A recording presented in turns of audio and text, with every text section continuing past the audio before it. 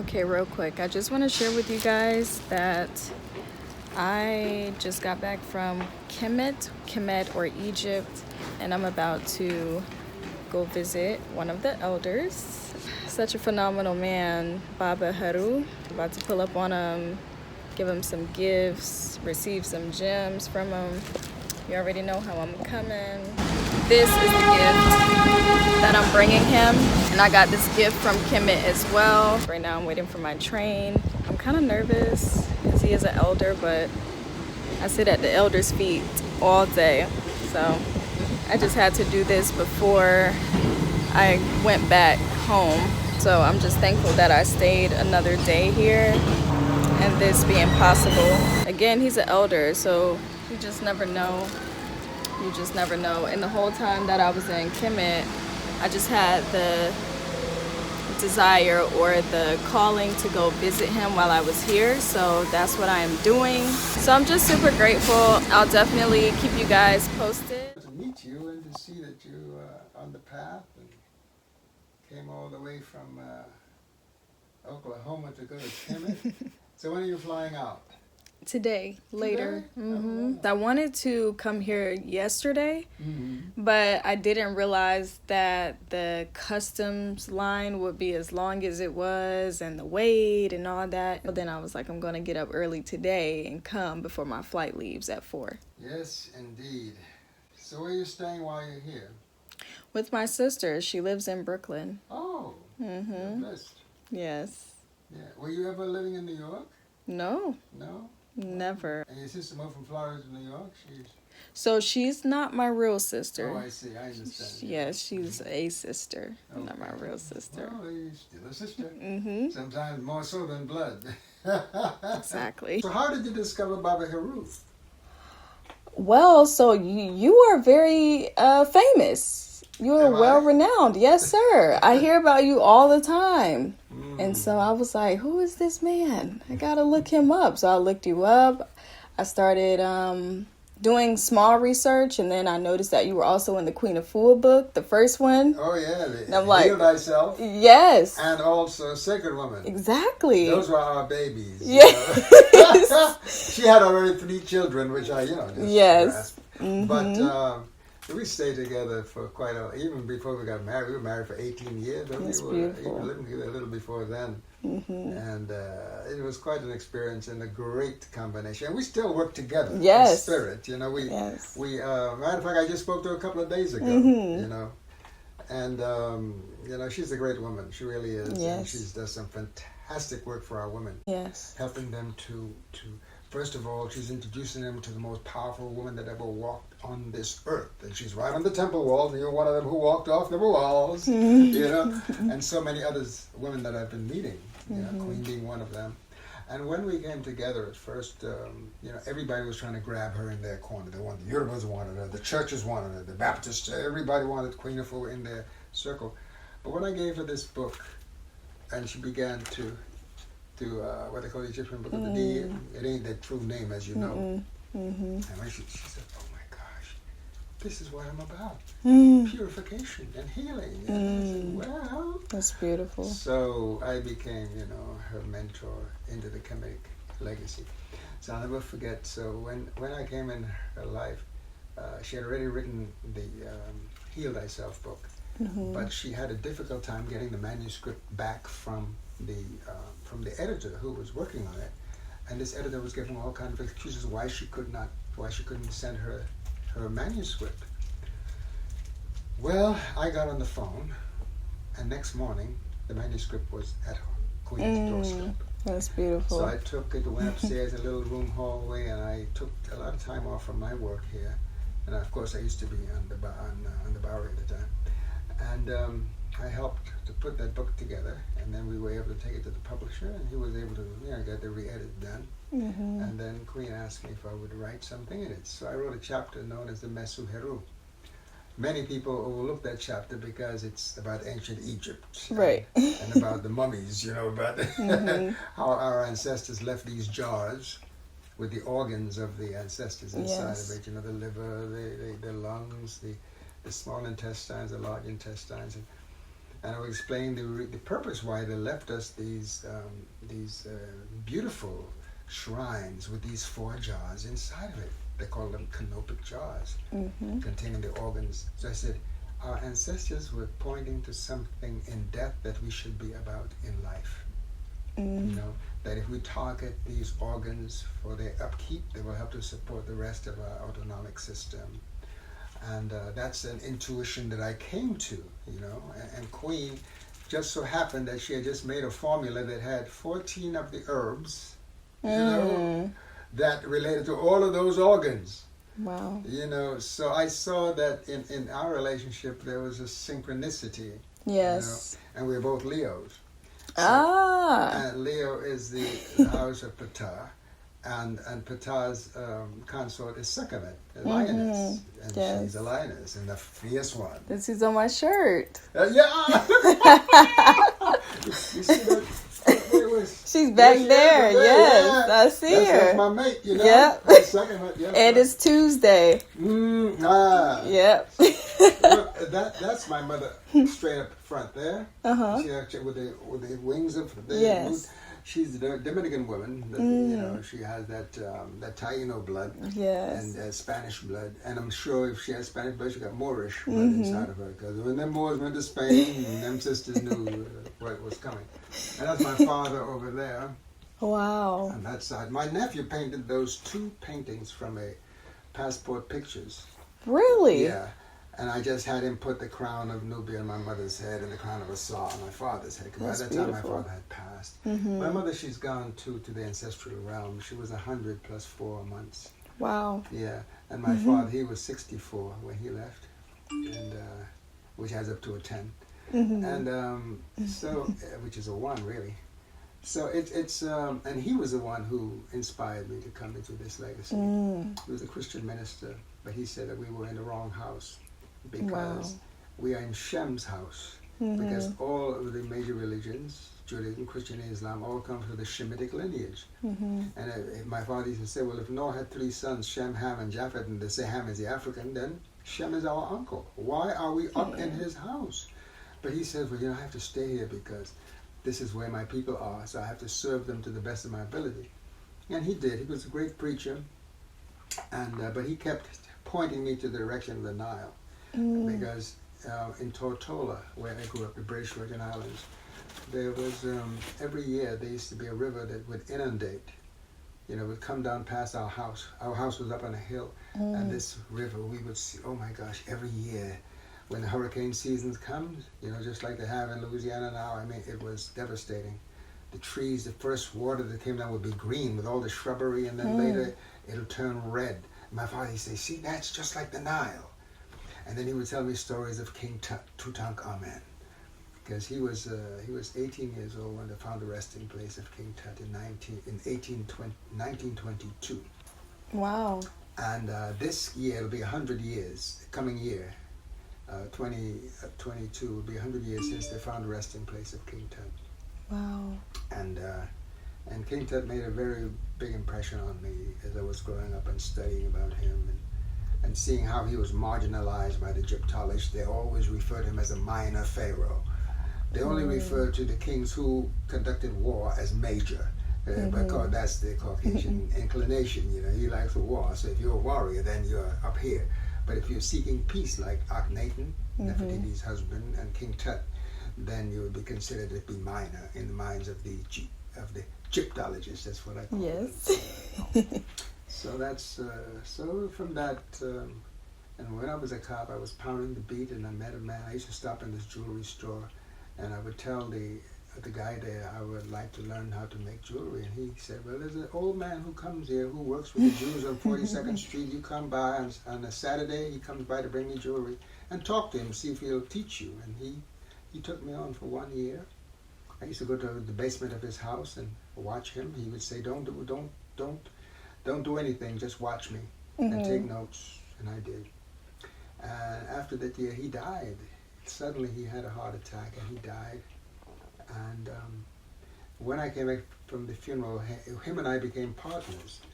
Because he said, how would you like to be a partner with me? I said, what, you would? Okay. I said, so what do I have to do? He said, well, I have some tools. He said, so how much your tools cost? So he told me what the amount was. I said, okay, I'll pay for half of the cost of your tools. And let's find a place. So we found a place in Bari, a little long room, as long as this, but very narrow. And we started out there. And then we were there. He had quit his job that Friday. He used to work with the Jews on 47th Street. That's where the largest jewelry district is in New York City. And that Sunday, he quit that Friday. He was going to come in on Monday because we already set up the shop. He showed me how to set up a shop for jewelry making, because at that time I used to do everything. I used to solder, make molds, all of that stuff. Plus, I didn't know how to sculpt, but he brought me the tools. He said, teach yourself how to sculpt.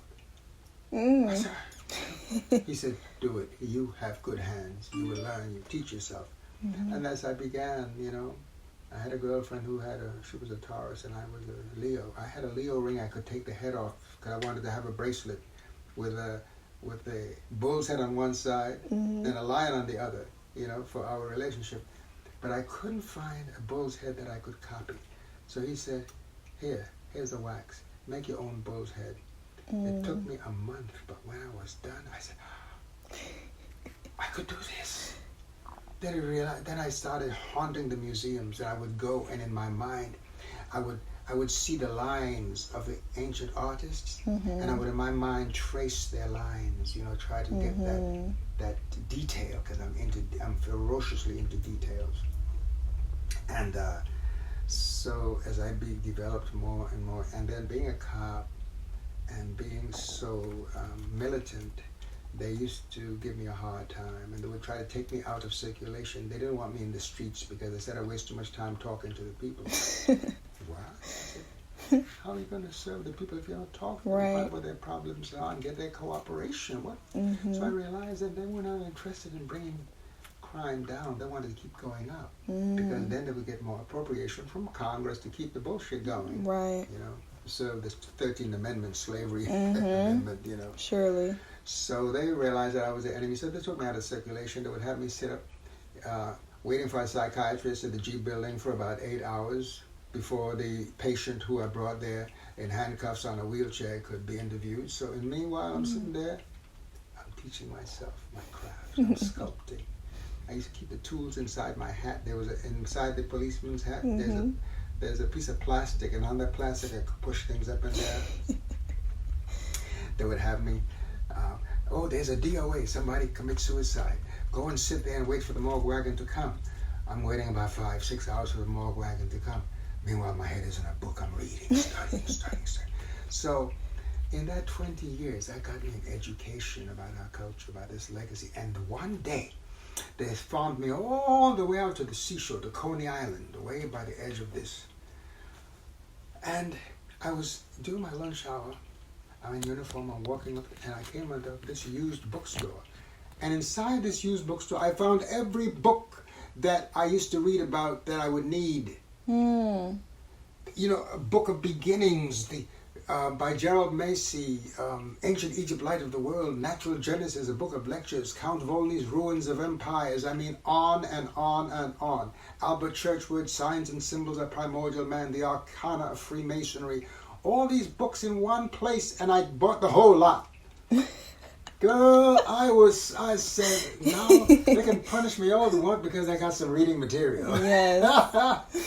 And that is how I prepared myself for this mission that my father put me on when I was a boy. Wow. Yeah. That's divine. I grew up as a farmer, milking cows. Yes. And planting my own food, digging my food out of the ground, pigeon peas, all these things I did. Making cassava starch, making cassava bread, pounding like you do in the African villages with a mortar and the pestle, and making a rhythm. Yes. So all that kind of stuff I grew up with because in my village there was no electricity. I grew up studying with kerosene lamp, but everybody I dealt with looked like me as I was growing up. So I knew Black Power before I came to America because I used to see the Caucasian once a year. He was the commissioner. He lived in a big house at the edge of the island. So everybody all the schools had to celebrate Empire Day. Empire Days when the great British Empire would celebrate their empiredom. So we all had to gather to all these different events that were taking place at Empire Day and saluting the Queen and the bullshit. So that's what I came from, and it really prepared me. When I came to America, my father said, the most powerful African is in America. He said, because he's endured and he still has survived. He says, they don't really know how powerful they are. He said, but you study those people.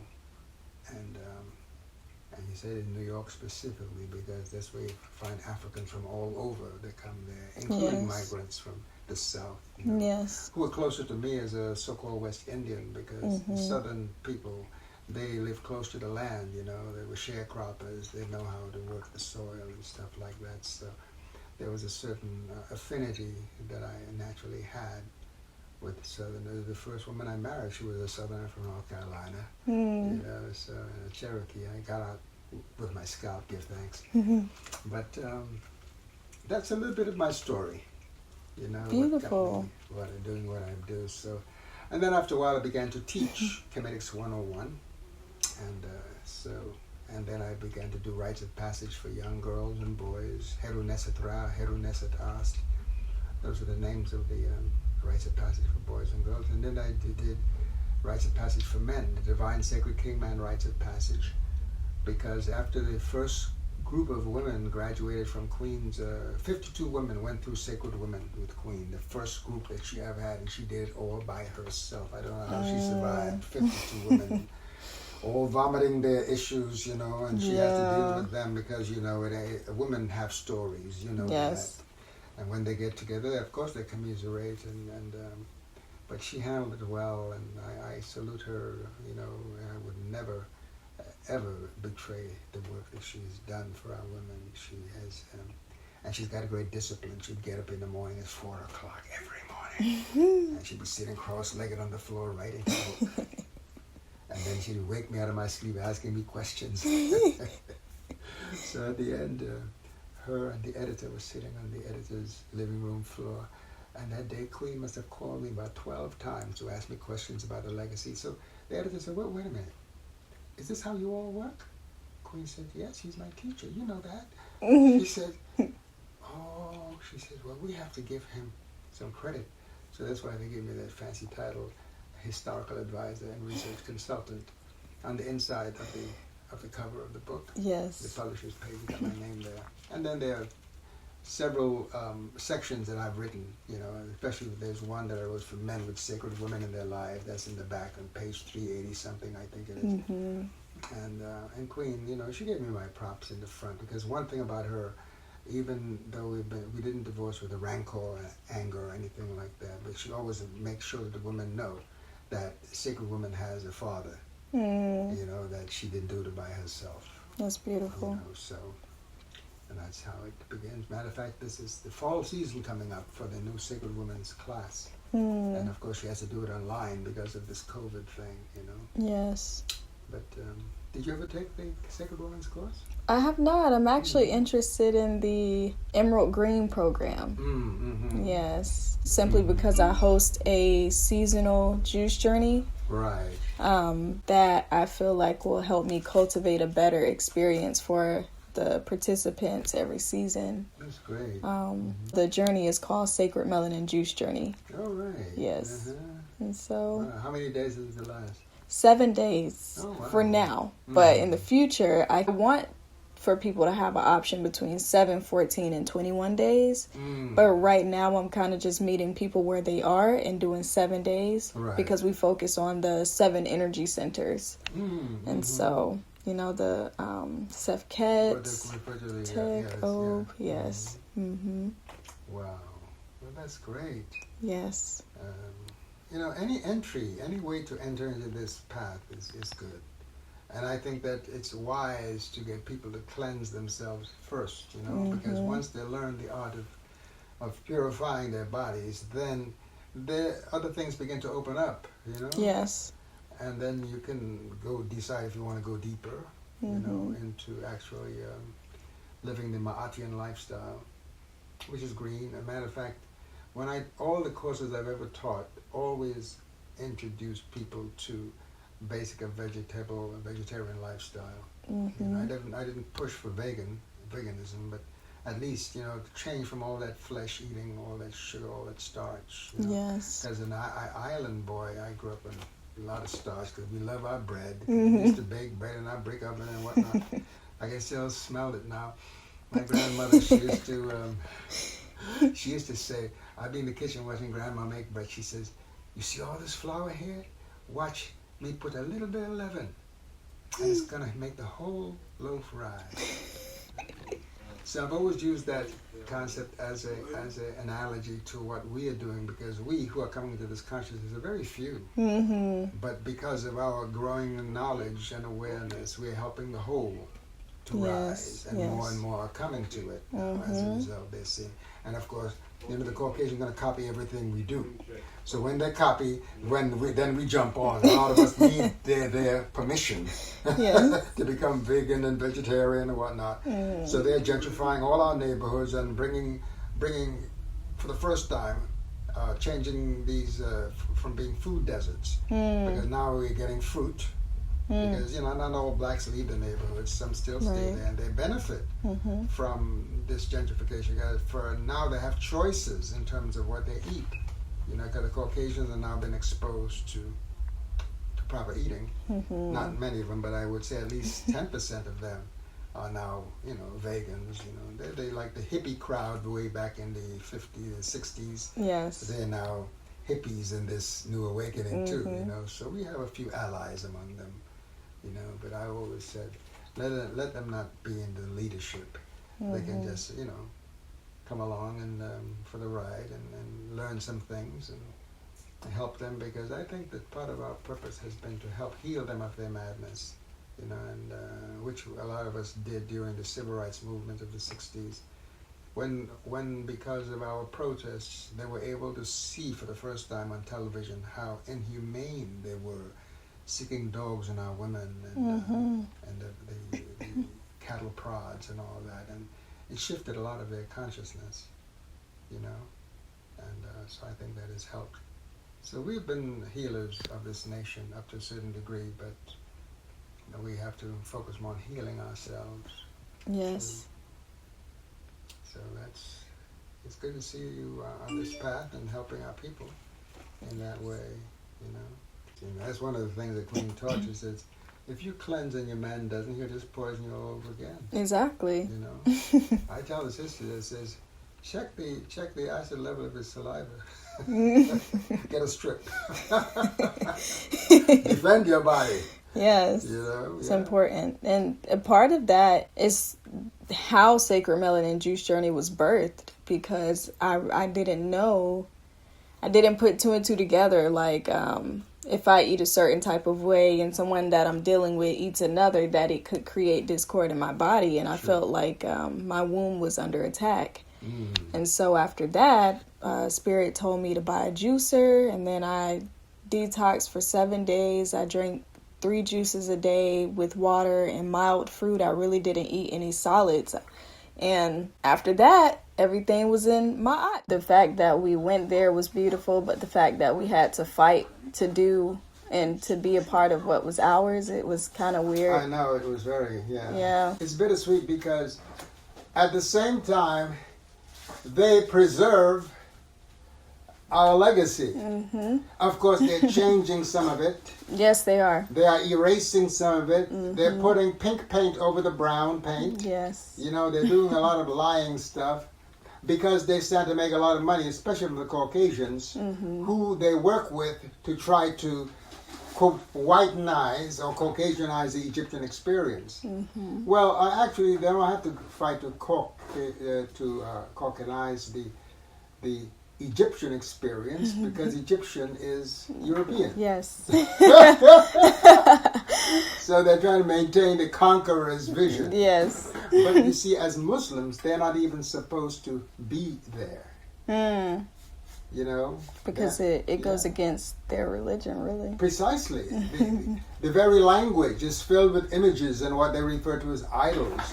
And they have prohibitions against both of those things in their Quran. But because they stand to make money, and because Egypt is the most powerful of the Muslim nations, it's the largest Muslim nation, and because of the fact that they are the custodians of humanity's history. Yes. Not just African, humanity, because Africans are parents of humanity. Mm-hmm. So they brought this divine legacy from the forests of Uganda, Kenyan region, and brought it all the way down the river, and it finally ended up blossoming in Kemet. Yes. But the roots are deeper down south. And I tell people, after you've exhausted your southern origins, you have to look to the stars. Yes. Because our ancestors did say that their original home was a star world, because a star is assigned to the constellation of Orion, and Ast is assigned the star Sirius, Kemetic, as her home. And that star resides in the constellation of Anpu, what they call Canis Major. Mm-hmm. So you see, we have both a cosmogenous and indigenous earth origin. Yes. That's why I call us Afrakan. Af, the flesh. Ra, the hidden sun. Ka, the soul. We're the flesh and the soul of the hidden sun. Now it just so happens it sounds like Afrika. But you see, Firk means to, in Arabic, means to separate. Frik means to separate in Arabic. So they have accomplished their goal. Right. You know, north of the Sahara. Yes, but you know, when you get to Nubia, it shows. We went to the Nubian village in Aswan, and that was beautiful because we got to see like people who look like us. We swam in the Nile too. Now, sister, acquaint me with yourself a little bit more. When was the last time I saw you? I've never come here before. Never been here before, but you look so familiar. Yeah, spirits recognizing spirits. When I was over there, I just kept saying to myself, you got to go visit Baaba. And I came here because we flew out of JFK. Okay. And then we flew to Egypt or Kemet. And when I got back, I was like, oh, I'm going to explore and I'm going to go visit him. So I brought you a gift back. Oh, good, thanks. Yes. What you got here? Something small for you. Oh, look at that. Home for right up here. It definitely shows its features on it. It's beautiful.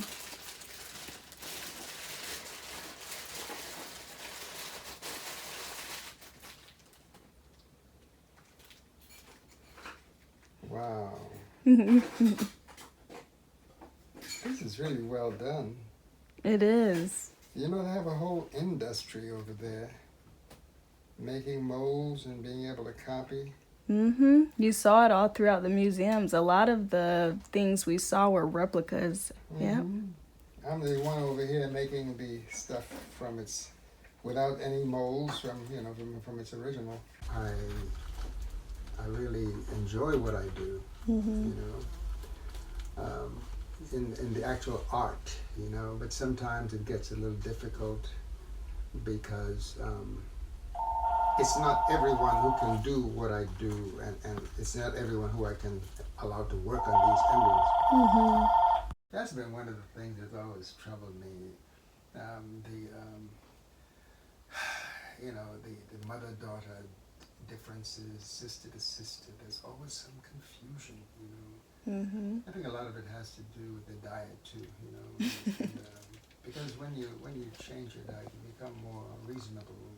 Your liver calms down. Yes. You know, and but that's always troubled me because I see the potential that women have if they would only uplift their own.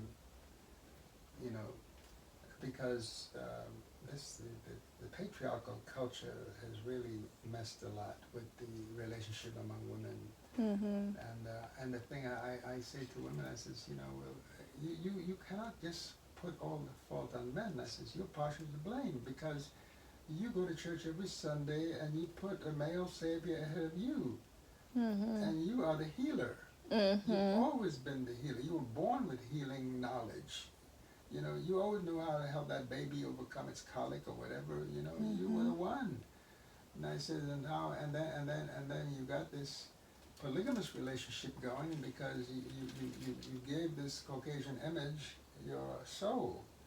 You call him Jesus, and you know and you worship God. He's always male. You never pray to the female aspect Right. of deity. You always pray to him. Yes. And so, if you empower the male side, no wonder you have weakened your own side. Mm-hmm. What is that about? And I to this day, I don't understand it. Now, it may be that women are naturally drawn to a man who is a healer, as Yeshua was reputed to have been.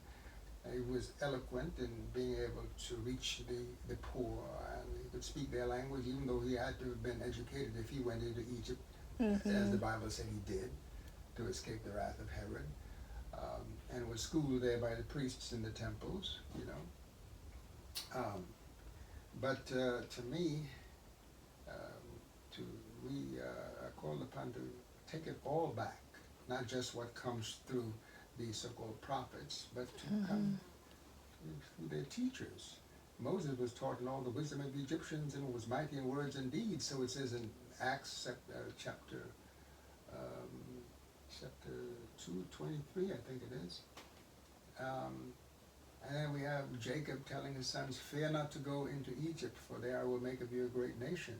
Yet when we people follow the same advice and go into Kemet to study our ancestral legacy, they have security everywhere. Yeah, and then we have some of our own knocking us for doing that, calling us hoteppers, you know, derogatory terms like that. And why are you going to make a derogatory term out of offering of peace? Because that's what hotep means, an offering of peace. Why would you? You know, it shows that you're ignorant, and you are defaming one of the most famous person who carried the name Hotep. Yes, who created the pyramid itself. He did so much. So smart. And so here you are, downing your own ancestry. And people are saying, well, you don't have any blood origin. I says, no, I said, spirit is more powerful than blood. It's what calls us. It's the spirit of Ma'at that calls us to this. Unless you seek to establish Ma'at within yourself, you can understand, you cannot possibly understand why it's such an attractive way of living, of purifying. Because that's what Ma'at is all about. I said, you got this melanin, but you don't feed it. You wear your baseball cap. Sunglasses. Nothing goes into your eyes. You know, vitamin D, which you need. Yes.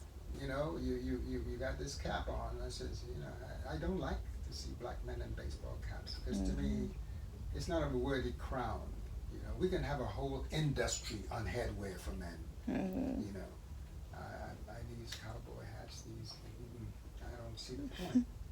I don't see it on the temple walls. You know, I see us wearing the Nemes headcloth, a piece of cloth that was wrapped in a certain way that created the peaks. Like a lion's ears, you know, that same. And every so often I wear one when I do my videos, and I know people say, "Oh, he thinks he's a pharaoh." I don't think that. I'm just a farmer's son. That's all. That's funny. When is your birthday? I'm August 9th. Okay, Yeah, so you just had a birthday. Queen, she's August 13th. We just celebrated her birthday. So this gift came right on time. You know it? And it's a lion. Yes, like your sign. Yeah. So I mean, my season ends in September 9th, and we celebrate for 30 days. So people who miss the actual day still have some grace to yes to be the elder, you know. So I want to thank you. You're welcome. For this, yes, indeed. Yes, do I. Or EET, you're welcome. Yes, indeed. That's a beautiful piece too. The carvings on it are very, very well done. Very well done. The detail is fantastic. Yes. You know. Wow. It's got at the bottom of it.